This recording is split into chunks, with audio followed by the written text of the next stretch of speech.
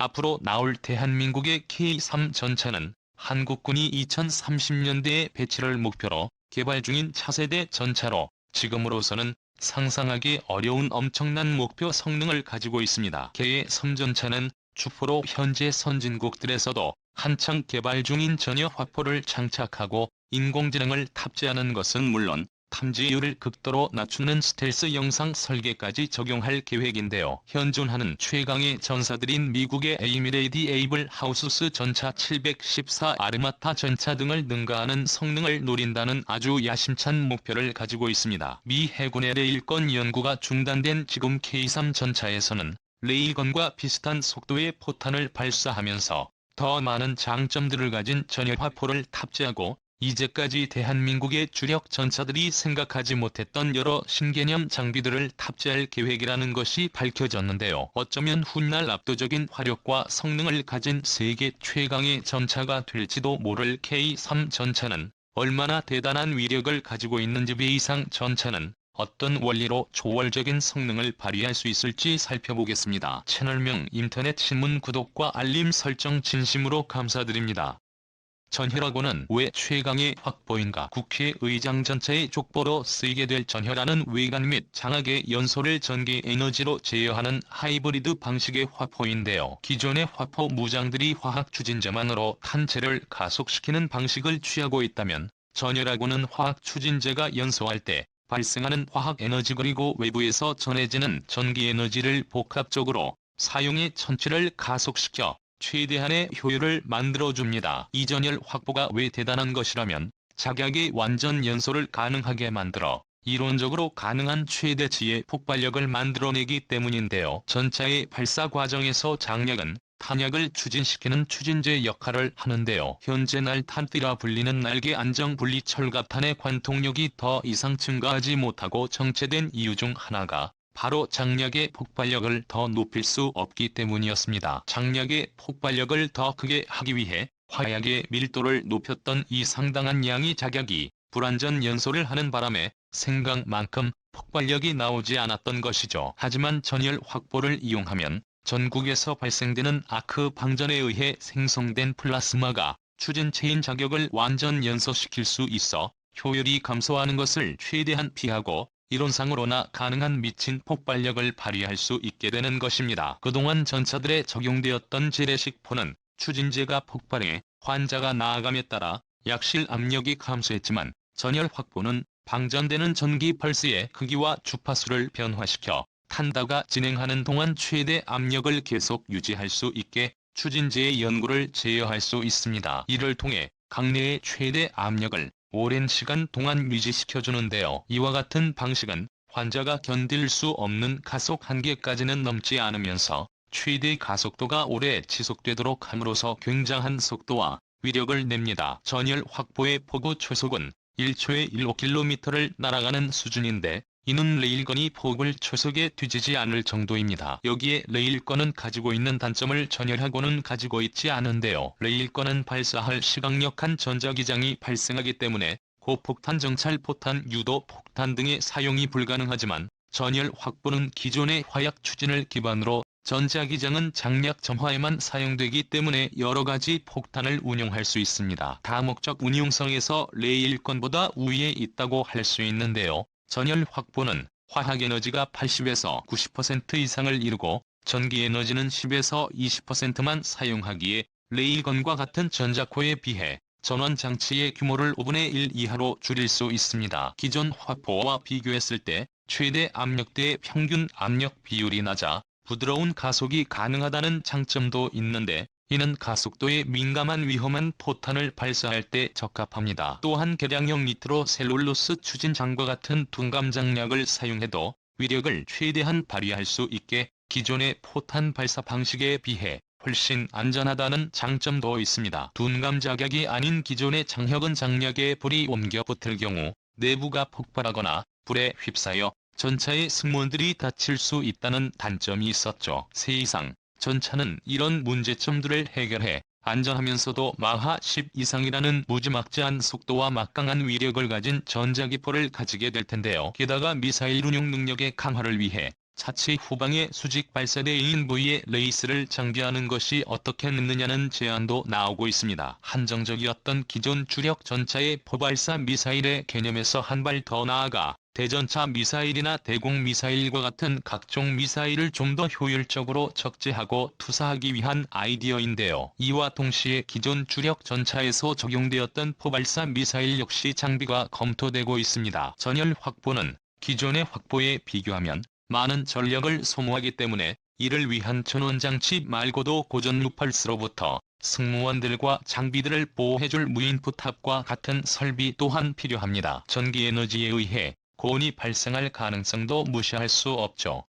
이와 같은 문제점들을 해결하기 위해서는 부피가 증가하고 가격 상승 또한 불러오게 될 텐데 이를 어떻게 조율하게 하는 것이 회의성 전차의 성패를 판가름할 수도 있을 듯합니다. 기동성 전차는 여러 대에서 하나의 거대한 집단을 이루어 전술상의 작은 돌파구를 작전술 차원의 돌파구로 확대시키고 대비가 취약한 적들의 후방을 타격하면 신속하게 포위하기 위해 개발된 병기로도 알려져 있습니다. 하지만 전장의 영역이라는 것이 크게 확대되는 미래의 지상전에서는 효과 중심의 작전 및 신속한 기동전의 양상으로 그 흐름이 바뀌게 될 것으로 예측해 볼 수 있는데요. 상황에 따라서는 도시 지역 내에서의 시가전 및 대테러 작전에서도 활약할 수 있어야 한다는 요구 조건이 붙게 될 것으로 분석되고 있습니다. 이 같은 환경에서는 이제까지 예상치 못했던 다양한 불특정 위험 요소가 존재할 가능성이 높기에 이에 대응하기 위해서는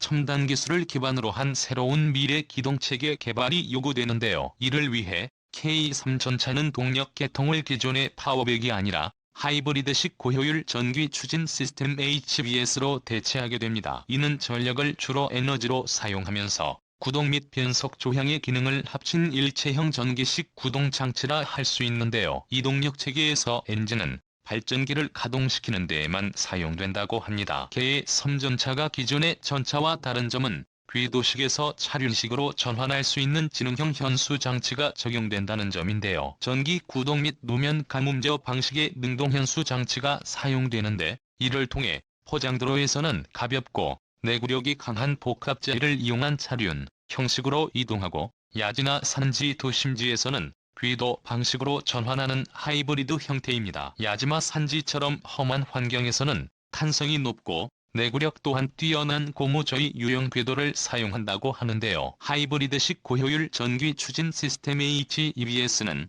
고전압 대전표의 전력을 짧은 시간 안에 발생시켜 제어하는 펄스 전력 장치를 이용해 전자기 유도탄 요격 레이저 등의 무기체계를 운용할 수도 있으며 전자기장과 스마트 제동장치 등의 전력을 공급하는 데에도 활용될 수 있을 것이라는데요. K3 전차에는 추진 동력뿐만 아니라 온갖 탑재 장비들에도 전력 소요가 만만치 않게 들어가기 때문에 전원과 전력 제어 계통장치 배터리와 펄스 전력 부분이 성능을 좌우하는 중요한 요소가 될 것으로 추측되고 있습니다.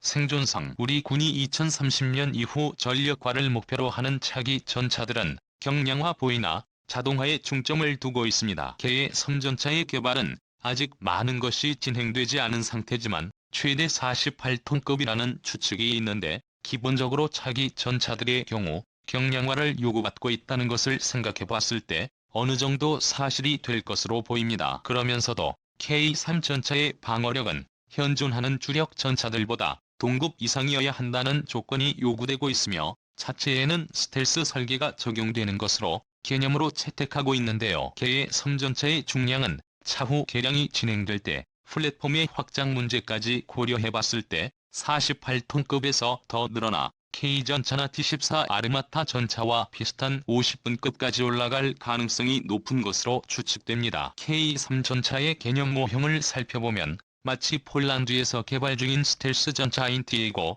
길의 형태를 많이 닮아 있는 것으로 확인할 수 있는데요. 적에게 발견될 가능성을 낮추기 위해 포탑 부분까지 스텔스 설계가 적용된 것이 눈에 띄는데 이 같은 스텔스 설계는 먼 거리에서도 적의 레이더와 같은 탐지 수단을 이용해 최희석 전차를 찾기 어렵게 만들어줄 것입니다. 그런데 이 같은 설계가 적용되면 아무래도 방어력이 떨어지지 않는가 하는 의구심을 지울 수 없는데요. K3 전차의 방어력은 장갑대가 좌우하게 될 텐데 무거운 중장갑을 택할 시 무게가 늘어나기 때문입니다. K3 전차는 이 같은 문제를 해결하기 위해 경량화된 모듈형 복합 장갑을 채택할 것이 유력하다고 하는데요. 이외에도 K3 전차는 생존성을 향상시키기 위해 나에게 분리 철갑탄과 같은 초고속 운동 에너지탄을 경로를 교란하는 장비와 함께 전차를 향해 다가오는 미사일에 대응 미사일 혹은 레이저를 쏘아 요격하는 능동 방어 시스템을 갖출 계획입니다. 여기에 전자기 에너지를 이용해 대전차 미사일이나 운동 에너지탄을 막아내는 전자기 장갑은 물론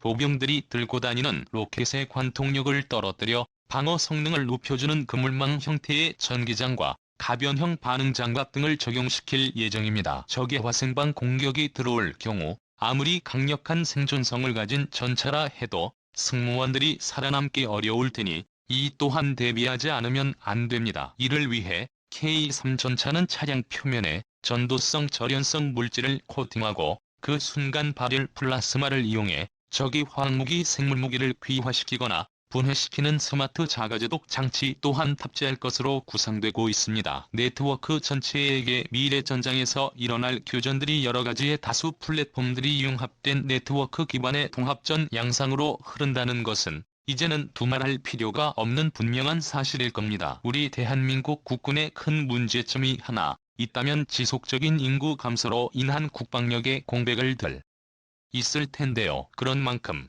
미래 전장에서 우리의 소중한 병사들은 지금보다 더욱더 절대 쉽게 희생되어서는 안 되는 소중한 전력이 될 텐데요. 그런 만큼 우리 육군의 차세대 전차가 될 K3 전차는 믿음직한 생존성을 보장할 수 있어야 할 겁니다. 이를 위해 K3 전차와 같은 미래의 전차들은 무인 원체계 원격 조종체계 등을 갖출 것이 요구되고 있습니다. 이 때문에 우리 군에서는 전술지휘 통제 자동화체계 시사를 기반으로 무인 비행기, 무인 전투차량, 미래장갑, 보병 항공기 등과 네트워크를 형성하여 평정작전을 수행할 수 있는 체제를 구상하고 있는데요. K3 전차는 네트워크 체계와 연동되어 한 번에 다수의 표적을 향해 정확하고 날아가 동시에 타격할 수 있는 다표적 동시타격 유도탄 또한 탑재할 계획입니다. 이를 위해 필수로 요구되는 것이 전장에서의 적통신을 교란하거나 또는 이를 막아내는 전자전 시스템과 같은 다른 구성 요소들의 발전입니다. K3 전차는